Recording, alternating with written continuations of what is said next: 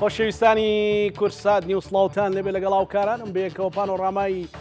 ئەم شەوتان پێشکەش دەکەین ساڵێک و زیاتر بەسەر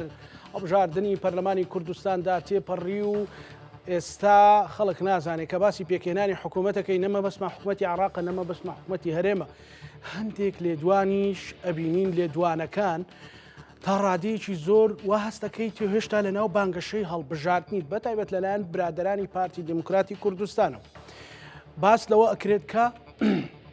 هەلومەرجی پێش بە هەڵبژاردننی ئەنجومەنی نوێنەرانی عراق و دوای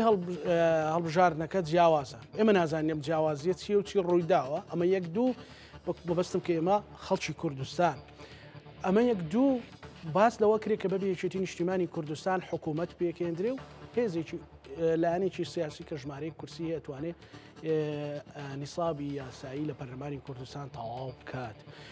پەیوەندی نێوان هێز و لایەنە سیاسەکان پێکێنانی هەردوو حکوومەت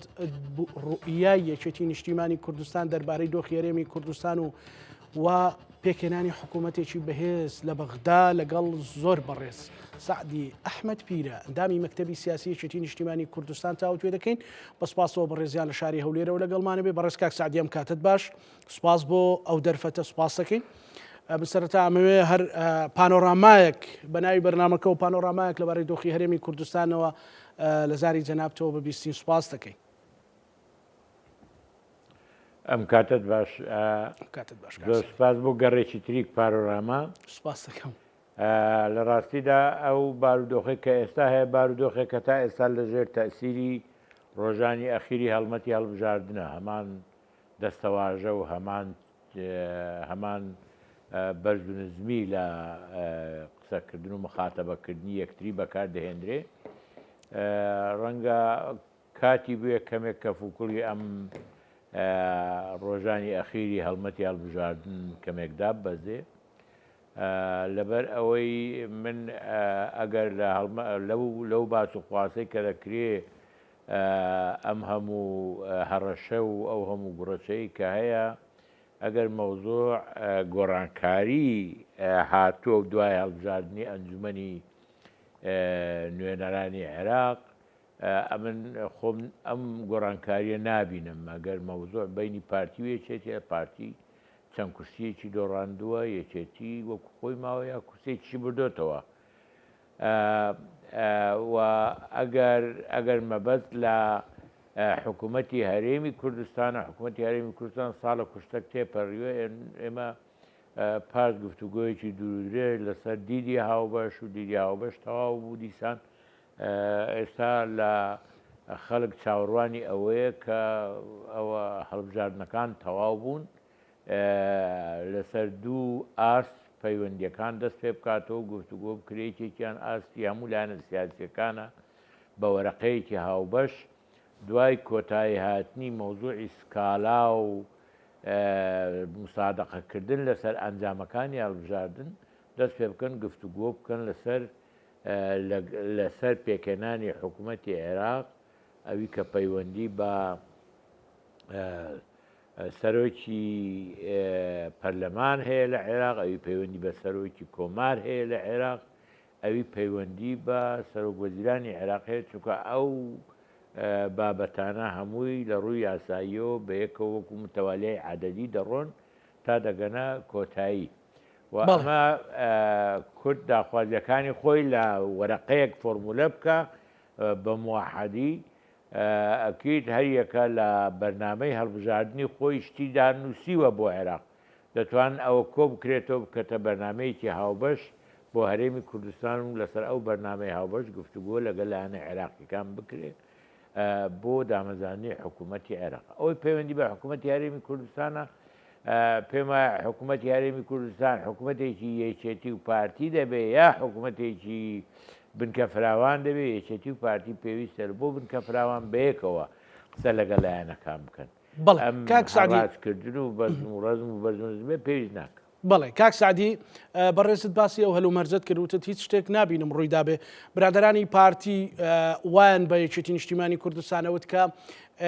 بەشداری نەکردنی یان پێکنهێنانی کابینی دێمی حکوومەتی هەرێمی کوردستان بۆ قۆستنەوەی بانگەشەیە و یەکێتی هیچ بانگەشەی بۆ پرۆسەوە یان بۆ بابەتەوە کرد نەخێر نە لە کاتی هەڵمەتی هەڵبژاردن من خۆشم لە هەڵمەتی هەڵبژاردن بوومە نە لە هەڵمەتی هەڵبژاردن ئیسیفادە لەوە کرا نە بەکارهێنرا من پێم وایە ئەم مەوزوعە بۆ یعنی ئەو خۆڵە چێ لە چاوی خەڵک بکرێ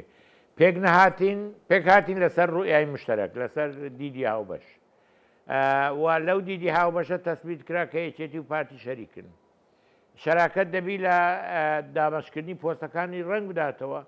یەکێتی نیشتیمانی کوردستانی دەبی شەریک بی لە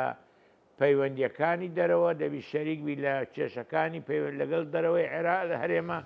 دەبی شەریک بی لە چارەسەرکردنی کێشەکانی ناوە و بڕیارەکانی پەیوەندی بە کێشەکانی ناوە هەیە بەڵام ئەگەر وایە دەبی ئەو بابەتانە هەموو تەنزیم کرێوە دیزاین بکرێت چکە حەزیان زۆر لە کەریمەی دیزاینە دیزاین بکرێت دەبی هەموو بڕیارەکان بەدەست بەرپرسانی پارتیە جێگرەکانی حالە توول یەکێتی دەبن و حەقی پرسیارکردن و بەشداریکردن لە پرۆسەی بڕیار وەرگرتن نەبێ ئەمە کارێکی خراپەوە سەرکەوتو نابێ و ئەو پێی ناوترێ شەراکەت یەکێتی ئەو نوع شەراکەتەی قبول نییە گفتوگۆکان تەواو لەوێ وەستاوە و ئەو گفتوگویانە بەردەوام ئێوە کێشەی وەکو پارتی باز دەکا بەڕێز کاک سعدی یەکێتی کێشەی پۆستی هەیە لەسەر پۆست لەسەر وەزیرێک وەزارەتێک نەگەیشتۆتە نەتیجە هەر بەڕاستی بەس کێشەی پۆستی هەیە کێشەی حاکمیەتی هەیە حاکمیت پارتی دەوێت حاکم بێ بە تاقی تەنێت بەڵێ ئێخۆ بەتەنێ با سەدی پەنجاوێکی کورسیەکان بێنەوە حاکم بێ حکومەتێک بخۆی دروستکە ئەگەر ئەو دەیەوێت حکومەتێک دروستکە بە شەراکەت لەگەڵ ئێمە لەگەڵ لایەنەکانی تر دەبی حاکمیەتیش مشتەرەک بی یان کێشەی ئەوەیە ئێستا کێشەی ئەوە نییە بڵێم یەکێتی خۆی حەسەت کرد بێ لە کلێنێک لەسەر وەزارەتی ناوخۆیان وەزارەتی فلان ئەوان قەت کوردیەکان ئەوەندە باشتر نیە لە خەڵکی تر بۆی نەزانین چی دەڵێت ئەوان دەیانەوێت حاکمیەتی تەنهایان هەبی لە هەرێمی کوردستان و زۆر جار هەندێک لەو گەنجەکانیان خوێنیان گەرمە دەڵێن ئێمە حزبی حکومڕان ئەویت کە حزبی یا بەدووە ڕاکەرە یان حزبێکە هامشی یان ئەوە یەکێتی ئەوە قبول ناکە یەکێتی وەکوتم نابتە پیادە بەدوایان ڕابکە ئەوانی سوار قسەیەک هەیە بەڕێز کاک سعدی دەڵێن لە ڕابردوو ڕاستە ڕەنگە بەهۆی نەخۆشکەوتن و 2000 کۆچی دوای سەرۆک مام جەلال و جابوونەوەی هەندێک سەرکردە و کەسی دیاری ناوێتی نیشتیمانی کوردستان یەکێتی تووشی شڵەژانێک بوو بێیان هێزی دیکە هەبوو بێ بە ڕقم و کورسی گەورە چوو بێ کۆ حکومەتی لەگەڵ پارتی پێکهێنابێ ئێستا چەند ساڵێکە دۆخێک دروست بووە نەیەکێتی یەکێتیەکەی جارانە نەپارتیش پارتەکەی جارانە ئەو خوێندنەوەی ئەو خوێندنەوەی جەنابەت بۆ قسەیە چییە بەڵێ ئەنانە خراپەوە بەسرێتەوە بباری تەندروستی مام جەلال بەعکسەوە ئەوان وەکو هەنگیان لە دارا دۆزی بێتەوە کاکنەوشوران 25 کورسی هیناوە بە پەلا حکوومەتی لەگەل تەشکیلکەن خوا شکر ئەوە یەکێتی لە کۆڵیان بووە زۆری پێنەچوو ڕێگەیان بە سەرۆکی پەرلەمان کرد مەنعیان کرد بێتە هەولێر و هەروە وەزیرەکانی گۆڕانیشان لە حکوومەت دەرکرد من پێم وایە ئەم دووبارەکردنەوەی ئەو هەڵەیە یا بیرکردنەوە لە دووبارەکردنەوەی ئەو نەوعهینە کارێکی خراپە چونکە یەکێتی و پارتی دوو دامەزراون دوو هێزی ئەساسین لە هەرێمی کوردستان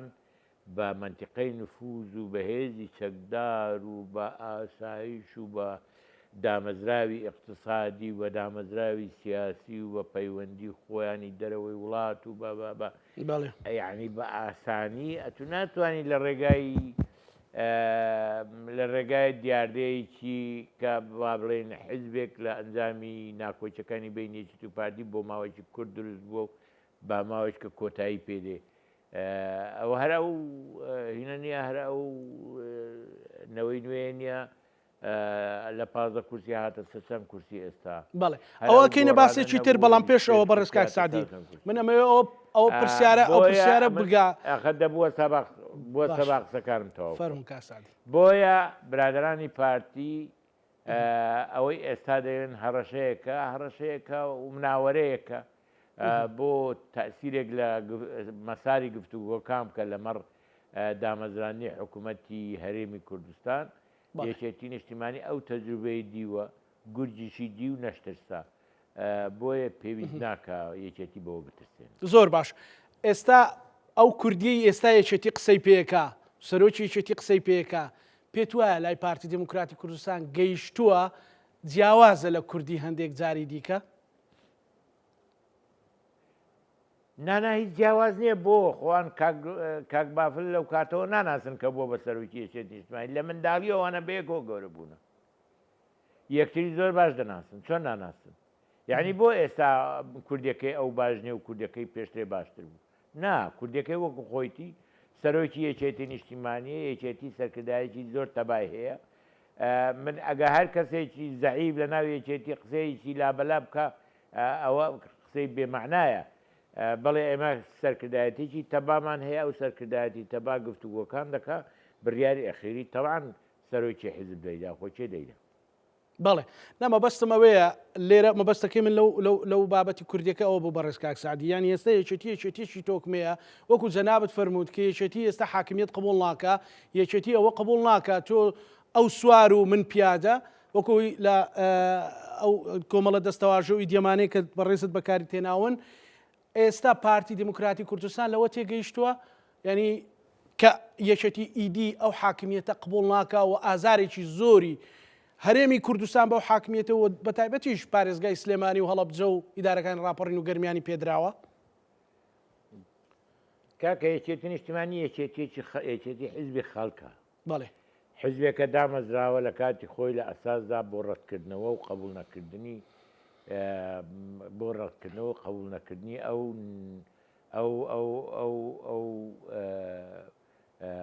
بارەدۆ خراپەی بدوای ڕێگەوتنامەی جزائیر بەسەر کوردان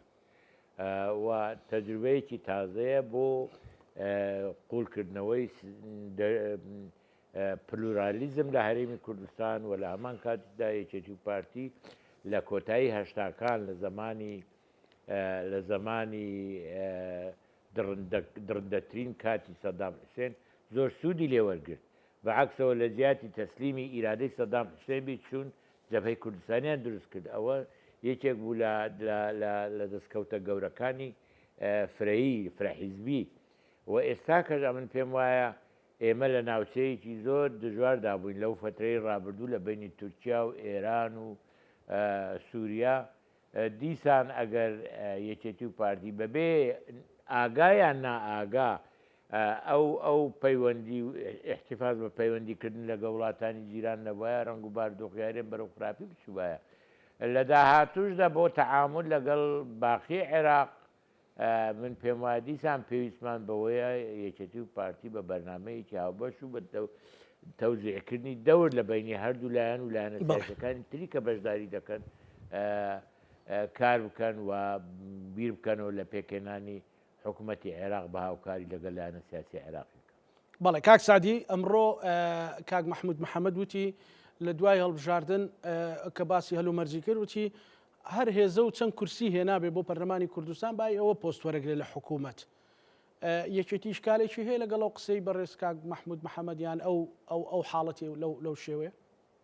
نانە کاک محەممەد ئەوە ناخۆمە بازارمان نییە لە بازار نین ئێمە هی نەکەین ئێمە هاوپەیمانەتی دەکەین ئەو سەرۆک وەزیران دەوێت سەرۆک وەزیرانی حکوومە هەرێمێکی کوردستان یەکگرتو بەبێ یەکێتی نابێت باش بەڕێزێکی تر کە بۆ ئەم مەوزوع ئەگەر باسی شەراکەت دەکە دەوی شەراکەتمانەبی ئەگەر باسی ئەوە دەکات کە من ڕازی دەکەم و یەکتری ڕازی بکەوە بۆ ڕازیکردنی یەکتری نییە بۆ تعبیر بۆ تعریفی شەراکەتە و تعبیر لە شەراکەت و سیمای شەراکەت دەی بە حکوومەتەکەمانەوە دیاربی من ئەکید یەکێتی نیشتیمانی کوردستان کە قساکە ئەکید لە ئەنجامی دەستکەوت و سەرکەوتنەکانتی لە هەڵبژاردن پارتیش کە قسە دەکات لە ئەنجامی ژمارەی ئەندامەکانتی لە هەڵبژاردن بۆیە پارتی کە بیر لە سەرۆکی هەرێم و سەرۆکی حکوومەت دەکا لەبەر ئەوەی کورسی زیادی هەیە بەڵام ئەوە کورسی زیادی هەیە معنایەوە نییە دەبی هەموو خەڵک لە خزمەتی ئەوان دابی ئەوانی نابی حیساب بۆ کەس بکەن ئەوە شتیوان باش سەرکردایەتیشی دیکەی من تۆ ئەەکەم بە سەرۆک وەزیر من تۆ ئەەکەم بە سەرۆک وەزیر تۆ حیسابێک بۆ ئێمە بکەی لە باقی پۆستەکانی بەڵێ سەرکردایەتێکی دیکەی پارتی باسی لەوە کردووە کە نەوەی نوێ پەرلەمانتارەکانیان ڕازین بۆ ئەوەی نیسابی یاسایی پێک بێن لە پەرلەمانی کوردستان و بتوان حکوومەت پێک بێنن لەگەڵ یان بتوان نیساب تەواوکەن بۆ پێکهێنانی حکوومەت یان خواستی خۆیان دەربڕیوە هەر هێزێک یان دەستکاری ئەو واقعا یان بچێتە ناو ئەوە یان یەکێتی بێوە بەرامبەر بە پارتی بیکە پارتی بێ بەرامبەر بە یەکێتی بیکە سەرکەوتوو دەبێ بە ڕێز کاک سعدی وەکو وتم ئەوە لە ڕابردوو دەبات زاکریان بڕک ئەو کەینەوە تازەکەینەوە ئەمە نارێن لەگەڵ گۆڕانیش کردیان و لەگەڵ لاینتریش هەولی ئەویاندا لەگە بەغدا هەولیاندا حکوومەتی ئەکسێرێت پێک بینن ئەمانە هەمووی تەجروبەی سەرنەکەوتون بۆ تیرار بکرێتەوە حکمت چیە لە تیکرارکردنەوە تەجروبانە من خۆم جێم لە کەسی پارتینە بۆ قسێ بکە بەڵام هەڵەیەکی گەورەیە دووبارەکردنەوەی هەڵەکانە باش کاک سعدی باز لەوە کرێگەر نیساب تەواو نەکرێت دەی فەرموو بە هەڵبژاردننی پەرلەمانی کوردستان دووبارە بکرێتەوە دووبارەکردنەوەی هەڵبژاردن جارێ یەکێتی ئامادەی ئەوەی تێدایە و دووبارەکردنەوەی سوودێکی هەیە دڵنیا بە دووبارەکردنەوەی هەڵبژاردننی یەکێتی سوودی لێ دەبینی سوودی لێ دەبێت ئەگەر مەوزوع کورسیبی بەڵێ ئەکیت کورسی یەکێتی زیاد دەکات ئەکیت کورسی نەوەی نوێ کەمەکاتەوە ئەکیت کورسی لایەنەکانی تر کەمەکاتەوە ئەکیت کورسی پارتیش کەمەکاتەوە بەڵام یەکێتی مەوزوعی هەڵبژاردن نییە خەوخەوە نیکەنە کوردە غیرەتی و چێدێخۆ ئەوە خانەخانانەی هینان نییە ساپساپانەی نییە ئەوە دەبێ بیرەوە بکەینەوە ئێمە هەڵبژاردن بکەین گۆڕانکاری کورسێک لەولایە کورسێک لەولا چ دەگۆڕی ئەمە بین ملیۆنەها دۆلار سەرف بکەین لە هەڵبژاردنێکی تازە من ئەوەی ڕۆژەی وەڵامیشمدایەوە ئەو ملیۆنا دۆلار توانین بۆ زۆر شتی باشتر بەکاری بێنین بۆ خۆشگوزەرانکردنی هاوڵاتیان بۆ ڕێگاوبانی زیاتر بۆ خزمەت گوزاری زیاتر یعنی ئەم نەوعە دوای ئەوانەی کە لە ئەنجامی هەڵبژاردننی داهاتوو جارێکی تر دەکەونەوە بەرامبەر یەکتری عینی هەمان کەسن باشە بۆ ئێستا ڕێک ناکەوی ئەو یعنی حکمت چیە ئەو هەموو مەسافە ببڕی من پێم وایە ئەوە هەڵەیەکی گەورەیە نەیەکێتی دەترسێ لە هەڵبژاردن و دڵنیات دەکەمەوە یەکێتی لە هەڵبژاردننی دووبارەبوونەوەی هەڵبژاردن دەنگی زیاد دەکات کورسیشی زیاد دەکات بەڵام دەبێ واز بێنین لەو عادەت تەقادا بزانین چۆنە پارتی پێم وایە بۆ مەغرور بووە هەولی ئەوەیدا سەرۆک عشیرەتەکان بە گژێکتری وەنێ کوڕەکانیان تەرشیح دەکەو ئەوانی دەکەونە دژێکتری دوو دۆستکی دژیاتی یەکتری دەکەم زانی چێ دەنگین ئێستا یەکێک لە دۆستیەکان لا دۆک 50,000 دەنگینە ئێوە 50,000 دەنگە خۆی پارتی نیە هی عشیرەتی دۆستکی بۆ کوڕێکی دۆستکی لە نۆکاندیدەکەی پارتی کە دەرچوونە 240,000 دەنگیان لە دۆکینایە ئێخۆ هەمووی دەنگی پارتی نییە ئەوانەی کە دەرچوونە هەمویان کادری پارتی نین خەڵکن هاوڵاتی کوڕی خەڵکی صاحب نفوزن لە منتیقا ئیمکانیاتی مادیان هەیە بە ملیۆنەها دۆلاریان پێسەرف کردوون ئەمە عادەتی ئەمە لە هین دەرەچێ لە ململانەی سیاسی لەسەر ئەساسی مەبادی و پرۆژەی ژیان دەرەچێ ئەوە بوو کە هەر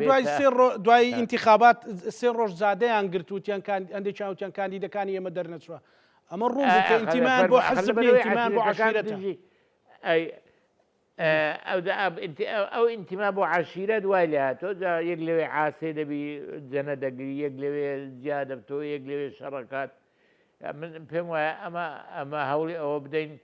کۆمەلگای خۆمان دابمرچێنینەوە ئەو زیادکردنی نفوز یا دروستکردنی شەریک بۆ حکومڕانیەکی ڕەشید کە لە چوارچێوەی نوێنەرانی خەڵکەوە دەرەچێ نەگوازینەوە بۆ دیوەخان و بۆ تەکیە و بۆ ئەوانە پێم وایە ڕێز لە تەکیە بگرن ڕێزە دیوەخان بگرین بەڵام وەکو خۆی نەک بین بیکەینە شەریک لە حکومڕانی ئەگە باش بوو ئێمەین ئەگە خراپیش بوو ئەوانن ئەو شتە نابی ئەوان دەبێت کاک سعدی هەم ئەوان لەژێر تەئسیر و لە مەترسیدان ئەگەر نەیکەن هەمیش بۆ ئایندەی پرۆسەی هەڵبژاردن و سیستەمی دیموکراتی وڵاتی ئێمە باش نابێت بەڕێز کاک سعدی پارتی دموکراتی کوردستان باز لەوە دەکات بۆ ئەنجومەی نوێنەرانی عێراق 5 کورسی کۆتایی بردوتەوە و ئێستا مشتومڕێکە لە ناو کۆمیسیۆن لە بەردەم ئینێکدا لە هەولێرەوە دەنگ درراوە بە کاندیدی واسط مەسەلەن دەنگ درراوە بە کاندیدی بەغداگوانە ئەمە دەتوانێت مشکلمان لەسەر کۆتانیە ئەمە مشکلمان تەنها لەسەر هینە لەسەر داگیرکردنی نوێنەرایەتی پێکاتەکان ئەوە ئێمە ئەوە چەندین ساڵە مشکلەمان هەیە لەسەر مەسلەی کە کۆتەی مەسیحی و کۆتەی تورکمان لە هەولێر و لە جێکانی تشکە برادرانی پارتی لێ ناگەرن ئەوانە ببنە نوێنەری ئەو پێکاتەیە کە ئەوان بەشێکن تێدا لێ ناگەڕنەوە باشترین ڕێگا بۆ ئەم عیلاجی ئەو مۆزوعە وازەوە بینین ئەمانە بە پشتیوانی لە هێزی تایبەت و ئەوانە دەربکەین هەوڵی ئەوە بدەین ڕێگا بدەین ئەوانەی کە دەنگەدەن تورکمان بە تورکمان و مەسیحی بە مەسیحی ڕێزیان لێ بگەین یان تورکمان و مەسیحی بخێنە سەر لیستی پارتی و یەکێتی حیزبەکانی تر بەشداری انتخابات باش کاک سعدی قسەیەکت کرد ئێستا ئاماژەی شت پێدا زۆر بڵاو بۆ زۆر دەستخۆشیت لێکرا مەسەلەن وتت باشە بێز هەڵبژاردن بۆ دووبارەکەینەوە با قەرزیە و خەڵکە بدەینەوە ینی قەرزیە و خەڵکە مەسەلەن دەبێت چی بکرێت بۆ ئەوەی کە بەڕاستی ژیان و گوزارانی خەڵک باش بکرێت خەڵکەوە تا بۆ مشتێک ئامادێ شەڕی پێ دەکەی شەڕ دەکات دێتە سەر دەنگدان دەنگت بۆ دەدا دێتە سەر معاش بەحەجە لە مەرجێ تا معاشی گوەردەگری ئەمە دەبێت چۆن چارەسەر من جاروبار بە سوتفە قسەم بۆ دێ کۆرەنانە زۆر بۆ دێ کاک سعدی ئەوەی کە من ئێستا باسم کرد ئەمە باسی ئەو پارێ دەکەم کە بۆمان پاشەکەوت کردوون ئەگە پاشەکەوتمان کردووە بۆ لە هەڵبژاردن سەرفیکەین ئەگە پاشەکەوتمان کردو بۆ نەیدێنەوە قەرزەکانی خەڵکی بەکەیە دەمەعاش پازە معاش حکومەت قەرداری بۆ نەیداتەوە گوزارانی خەڵکی پێ باش دەبێ یا ئەگەر ئەوەش ناکە ئێمە مشکلی مەکتەبمان هەیە کەم مەکتەبمان هەیە مشکلی باخچەی ساوایانمان هەیە مشکلمان زۆر هەیە جوتیارەکانمان ئەوە وشکە ساڵی تەنگی پیاچنیون هەوڵدەین ئیمکانیاتیان بۆ پەیدا بکەین بۆی بتوانن دەسە پێی خۆیان بۆسن چکە ئەگەنا هەموو هیجرەت دەکەن بۆ ناو شار و ئەو کاتە شارەکان ئەوەندە گەورە دەبن کە ژیانی تێدا نامینی بەڵێ با باسێک لە مەسلەی ئەوە بکەین پێکێنانی حکوومەتی عراقی بەڕێز کاک سعدی باس لە ئێستاوە کێشە لەسەر مەسەلیان باز لەسەر پرسی سەر کۆمانەکرێ یەکێتی نیشتیمانی کوردستان ئێوێ بە چ ڕوئیەک بەشداری ئەو حکوومەتە بکاوکو ئەو پرسیاری کە پێشتر لێم کردی کە ببێتە بەرمەبنای ئەوەی کە ژیان و گوزەرانی خەڵک ئەم بابەتە بابەتێکە سفرەلایەن بابەتێکە کە ئێمە لە عێراق مەسلەی یاساکانی کە پێویستە بۆ مادە دەستوریەکان بۆ 50 مادە پێویستە قانونی نەفت و غاز پێویستە کە تا ئێستا کێشەیەکی گەورەیە بوویتە سەریەشەیەکی گەورە مەسلەی شایستە داراییەکانی هەرێمی کوردستان زۆر کەمترە لە نسبەتی دانیشتوانی هەرێم وەکو لە سەرژمێری ئەخیر دیار کەوت و مادەی 140 سنووری هەرێمی کوردستان بە شێوەیەکی ڕێکوپێک دیاری بکرێ وەخت خۆی دیراستێکی یۆنامی هەیە کە بە سەرپەرشتی پرۆفیسۆر پارتۆ ئامادەکرا ئێستا هەیە ئەوە دەتوانێت ئیسیفادەی لێ بکرێ و لە هەمان کاتیشدا ئێمە بۆ قوڵکردنی دیموقراتی و بۆ ڕێزگرتن لە ئیرادەی پارێزگاکان و سیستەمی فیدرالی پێویستە ئەو دامەزراوی فیدرالی یاسای بۆ دەرچێ و تەفعیل کرێ جگە لەوەش ئێمە لەسەر مەسەلەی پێشمەرگە و شایستە داراییەکانی پێشمەرگە و ئیستحقاقی پێشمەرگە وەکو بەشێک لە مەنزومەی دیفاعی عێراقی یەکسان بکرێ بە جێشی عێراقی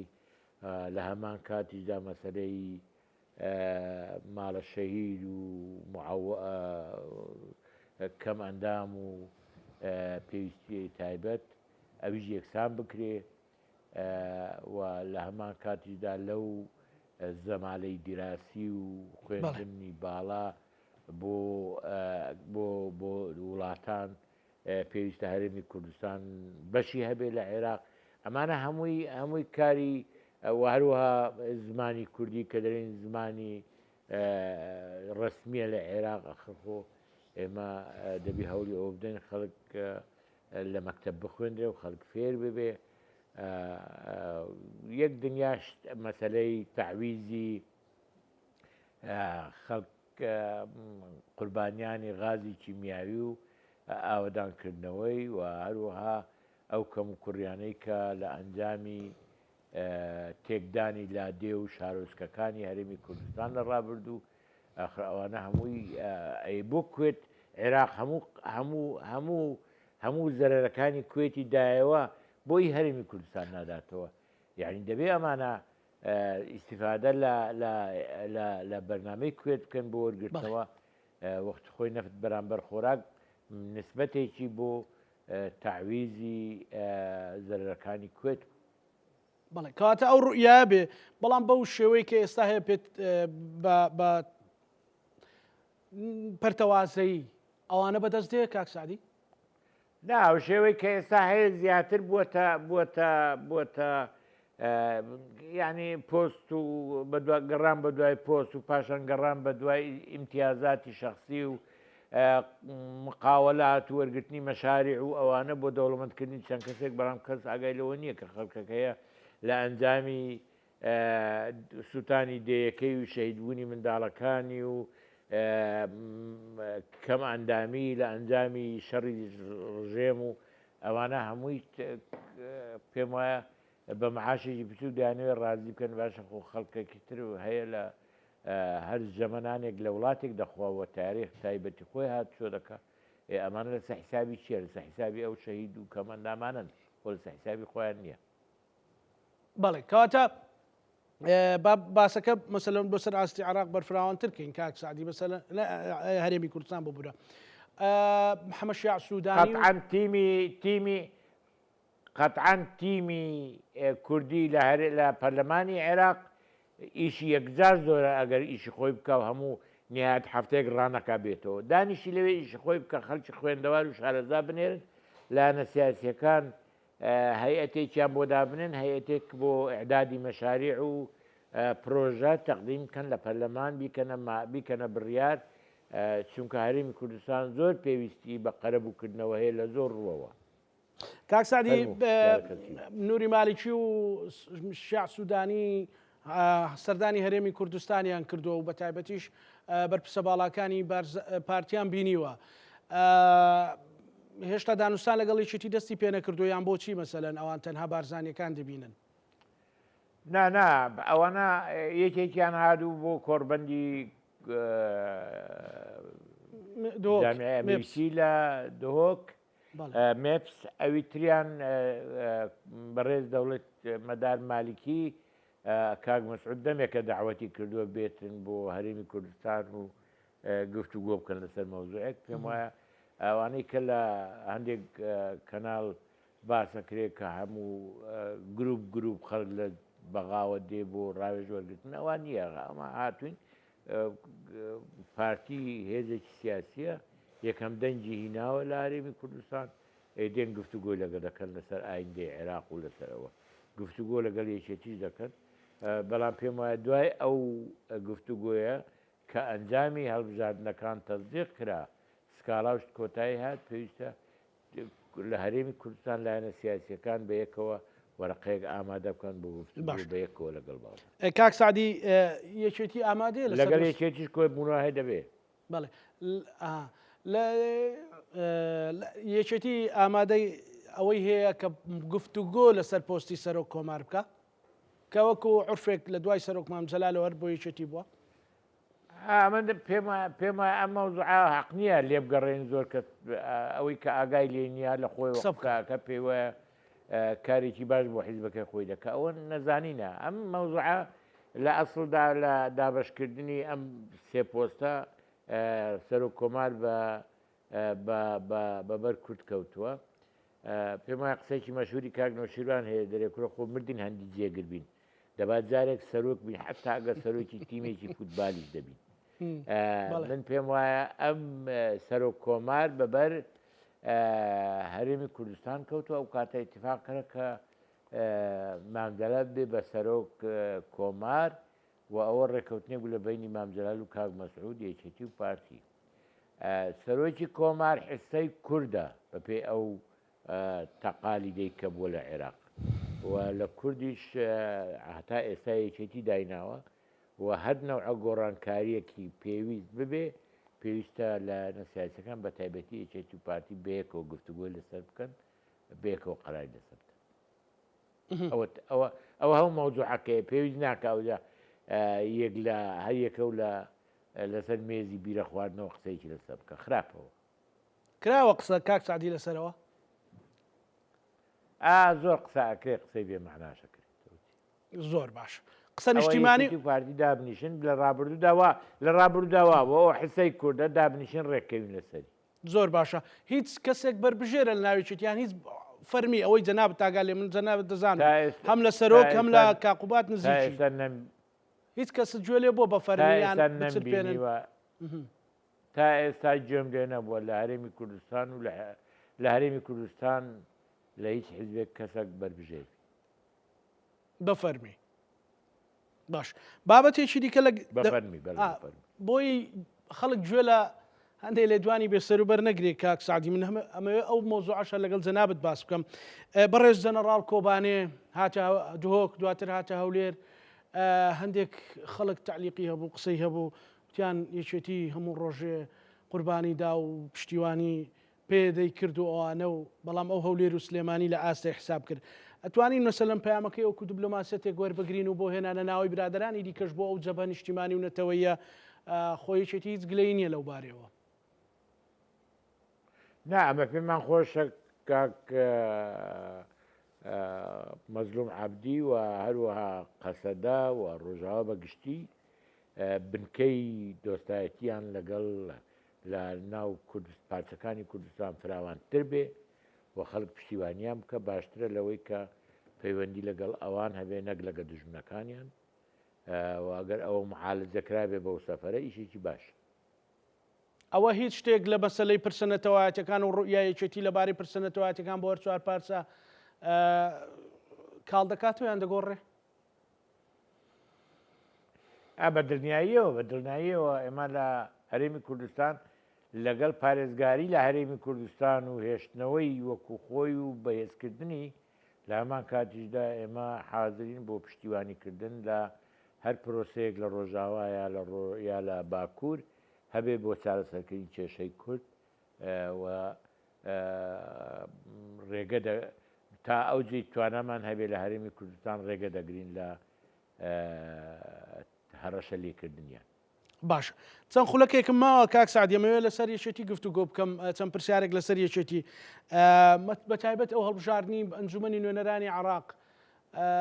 باز لەوە کرێتێتی لە هەندێک شوێن دەنجی کەمی کردووە یان چاوەڕوانیەکە لە کورسی زیاتر بوو کورسی نەهاتووە بۆ چوونی کاک سعدی لەسەرەوە چییە؟ دوو بابەت هەیە بابەتێکیان ئەوەیە بەعام بەشداریکردن لە هەرێمی کوردستان وەکوی پەرلەمانی کوردستان نەبوو کەمتر بوو هی دووەمی ئەوەیە ئەم سیستێمی کە هەڵبژاردننی پێ حیساب کراوە سیستێمێکی معقەدە مەسەلەن من دوێنێ جێم لێ بوو کاک سەعید کاکەی باسەوەی دەکردێگۆ ئەگەر یەکێتی لە کەرکووک لێ نەگەڕابێ دەنگی لە 125,000 زیاد بکە کورسی زیاتری دەهێنا بۆ ئەوەی قاسمی انتخابی بەرز نەکاتەوە چونکە ئەو سیستێمە ڕاستە لە زۆر جێگا زەرەری داوە و شارەزای باشتری پێویستە بۆ ئەو سیستێمە باش دیراسە بکەوە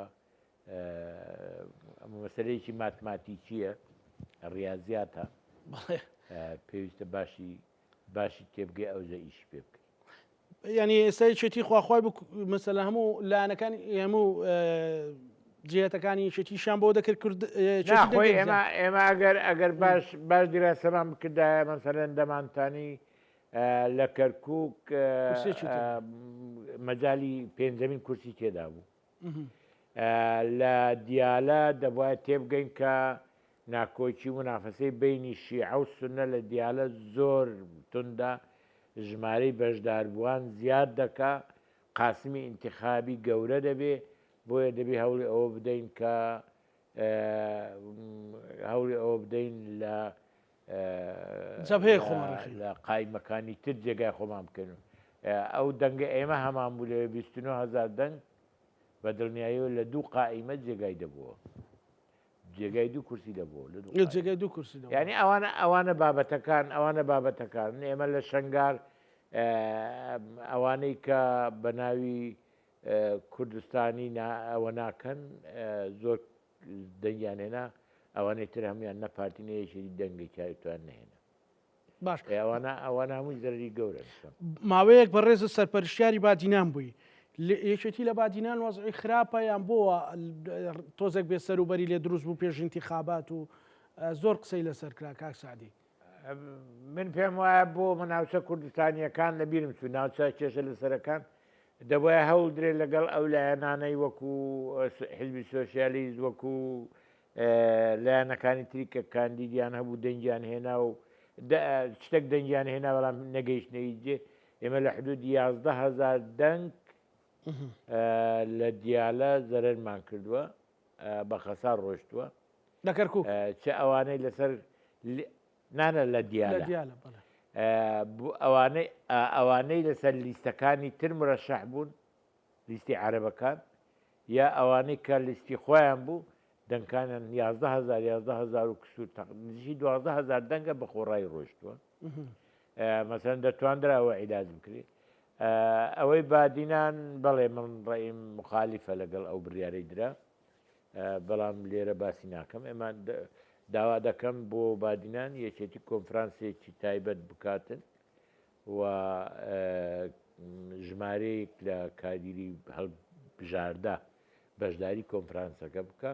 بۆ لێ کۆڵینەوە و عیلاجکردنی وەزعی بادینان باش دیسان پرسیارێکی سەرنجڕاکێشە بۆ کاک سعدی هەموو جارێ و بابەتە لە هەڵبژاردنەکان ڕوودەدا کە تەسیری لەسەر بەهای ئینسانیەتیش کردو زۆر جاران مەسەلەن لە دەڤەری سۆران بە تایبەتی مەسەلەن هەڵمەتێکی زۆر پەلامارێکی زۆری مەسەلەی کڕینی خەڵکو و هێنانە ناوە و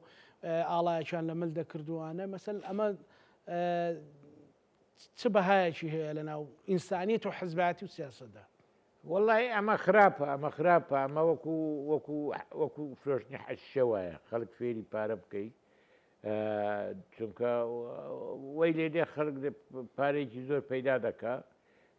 کە یەکێک ئامادە بوو دەنجی خۆی بفرۆشی یان مەقعدی خۆی بفرۆشی یعنی معاملەیە ئەو 2,000 دەم 2,010 دلار دەم ئەویت کرد دەکاتە 3,000 ئەو دەکات یعنی کەکەوتە معاملە ماهیەتە سیاسی و بەها فکریەکان و بەها ئینسانیەکانی نامینێ برادرانی پارتیش هەر دوێنێ شەو بەیاننامێکیان بڵاو کردەوە بە ئەلەبەیەتی زۆر باسی کڕینی کورسیەکانەکە ئەگەر بمانەوێت کورسی بکڕین کورسەکانی یەکێتی لە هەمویان هەرزانترە پێت وایە کورسەکانی یەکێتیەوە هەرزان بن کاک سعدی ئەوە وەڵامی قسەی وا بێتام نادەمەوە زۆر باشە کەواتە یەکێتی وتی هێزی تۆین لە بەغدا ئەکرێ ئەم جارە یەکێتی نیشانی پێم وایە یەکێتی و پارتی زەرەرەکەن ڕێگا بدەن ئەو نوع قسانە بکەین چونکە ئەوان وای لێ دەکەن کەس ڕێزیش ناگیرێت چونکە ئەمە بە یەکتری بە خراپترین شت بە یەکتری دەڵێن هەر کەسش قسە بکە سزای دێن بۆ سزام دەدەێت تو بەوەی دەرێ ئەو بە تو دەرێ هەردووچی درۆ هەردووچی ڕاستە یا هەمووی یا بەشێکی ڕاستە کردنەوەی ئەو دەرگایە داناخرێت دوایە یەکێتیش قسەی دەبێ بێوێت ناترسێ لە قسە ئەگەر بێوێ تێناگەم دەڵێم یەکێتیش بێوێت جواب داتەوە ناترسێ لە قسە دانامێنێ بۆ قسە بابە شارە خۆ دیارە ئێزگەی دەنجی گەلی کوردستان لە ڕابردوودا تەلەڤیزیۆن یەکێتی ئەگە بێوێشتی وا بکە ئوستاد زۆر باشی دەزانی بەڵام پێم وایە خراپە نیکە ئەو دەرگای نەکرێتەوە باش یەکێتی هێزی تۆین لە بەغدا ئەم جارە دەکرێت وەکو دوا پرسیار بۆ کاک سعدی دەکرێت مەسەلەن ئەو کوتلەیە ئەو فرقەیە بە شێوەیەک بەکاربێنێکە مەسەلەن لانی کەم ساڵانە خەڵک هەست بە چالاکیەکانیان دەستکەوتەکانیان بکات بۆ خەڵکی کوردستان؟ من پێم وایە ساڵی ڕابردوو ئێستا قایمێک دەرچوو لەو بە ناوی ئەو ئەندام پەرلەمانانێک کە قسەی نەکردووە. بەڵێ قایمەیەک دەرچوو بە ناوی ئەو ئەندام پەرلەمانانەی کە خەریکی کاسبی بوونە لەوێ مەسلەی هەرێمیان بەرمودانە خەرکی ئەوە نەبوون. مەفروزە لێرە هین بکرێت لێرە ئەو هەموو مەسرەفەکەین بۆ هەڵبژاردننی پەرلەمان و نردنی کادر پێویستە هەموو لایەنەکان بە تایبەتی یەکێتی و پارتی بە توندی کار بکەن لەسەر نوێنەرەکانیان کە کار بکەن بۆ چارەسەرکردنی کێشەکان و بۆ ئەو ململانەیە یاسایی و شەرعیانەی کە لە ناو پەرلەمان پێویستە بۆ گەیشتن بە ئامانجەکانمان. بەڵێ زۆر سوپاس بۆ بەڕێز کاک سعدی ئەحمەد پیر ئەندامی مەکتەبی سیاسی یەکێتی نیشتیمانی کوردستان بە سوپاسێکی زۆرەوە کاک سعدی لاولێرە لەگەڵمان بووین. زۆر سپاس بۆ کاک سعدی بینەرانی خۆشەویست لەگەڵ هاوکارانم بەیەکەوە پانۆڕامای ئەم شەومان پێشکەش کردن ئێوە شەمولایەکتان ئەمانەتی خوای گەورە بن خواتان لەگەڵ.